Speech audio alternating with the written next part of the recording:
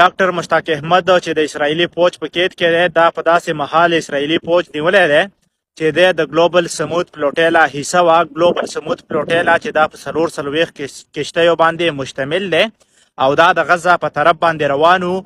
په دغه دوران کې چې دوی غزه ته نږدې شوي دي، نو اسرایلی فوج چې کوم یو دهشتګر فوج دی، دوی په دغه کشتیو باندې حمله کړې ده او دغه ټولې نیولې دي.